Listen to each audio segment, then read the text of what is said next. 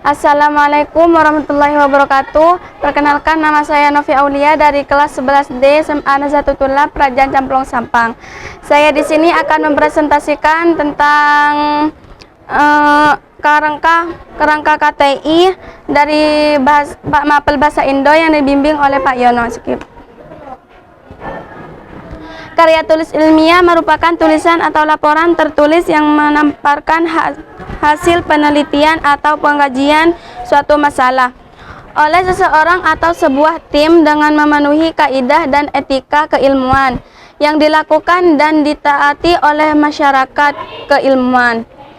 Jenis-jenis karya ilmiah seperti makalah, laporan, seperti penelitian, skripsi, tesis, disertasi. Karya tulis ilmiah jelas berbeda dengan jenis karya tulis lainnya yang bersifat non-ilmiah seperti novel, cerpen, dan sebagainya. Karya ilmiah menyajikan fakta dan tulisan menurut metodologi penulisan yang baik dan benar.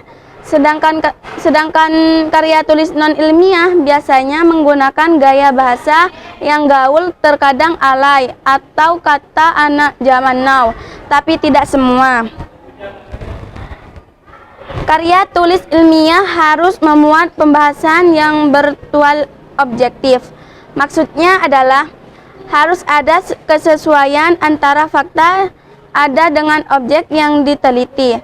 Jelasnya, apa yang ditulis dalam karya ilmiah haruslah sebuah fakta dan dapat dibuktikan dari hasil penelitiannya.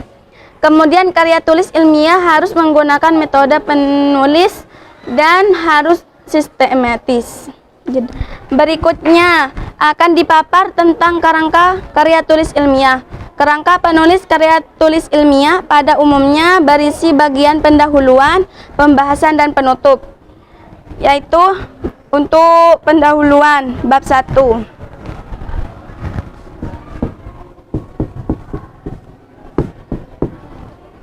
Pendahuluan yang berisi 1. A. Latar belakang.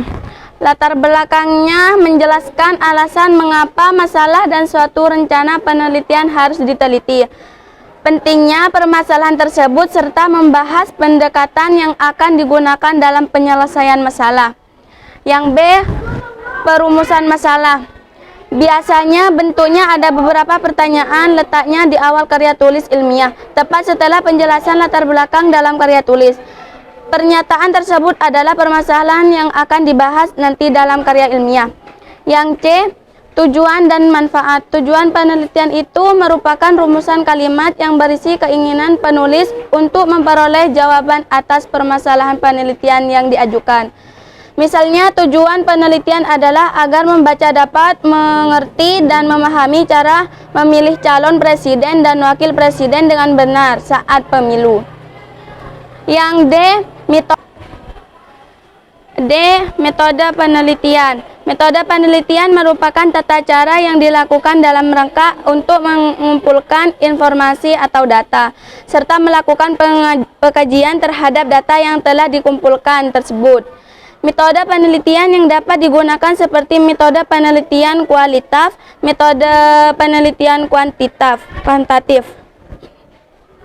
Tergantung bidang apa yang ditulis, seperti penelitian hukum, maka digunakan penelitian normatif dan penelitian empiris. 2. Tujuan pustaka. Bab 2. Skip.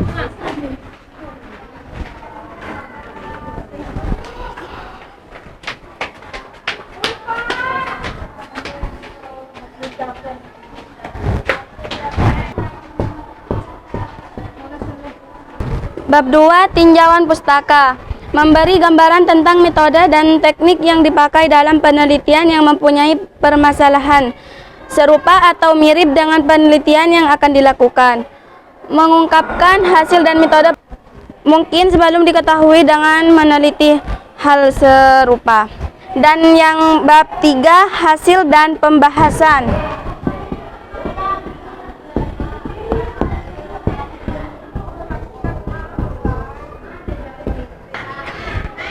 Ketiga, hasil dan pembahasan. Berisi penjelasan atau uraian tentang hasil penelitian yang mencakup segala aspek terkait dengan penelitian dan pembahasan, yaitu membahas keterkaitan faktor-faktor dan data yang diperoleh.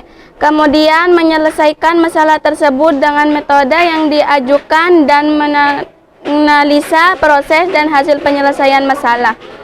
Dan yang bab keempat, penutup. Bab keempat, penutup, yang berisi 1. Kesimpulan. 2. Saran. Yang pertama, A. Kesimpulan biasanya berisi jawaban dan rumusan masalah, yaitu hasil penelitian yang diuraikan dalam pembahasan yang diambil intirasinya sebagai sebuah kesimpulan. Yang B. Saran. Dikemukakan dengan mengiakan temuan dalam simpulan dan usahakan menyertakan jalan keluarnya. Dan yang terakhir adalah penutup. Cukup sekian presentasi dari saya, kurang lebihnya mohon maaf. Wassalamualaikum warahmatullahi wabarakatuh.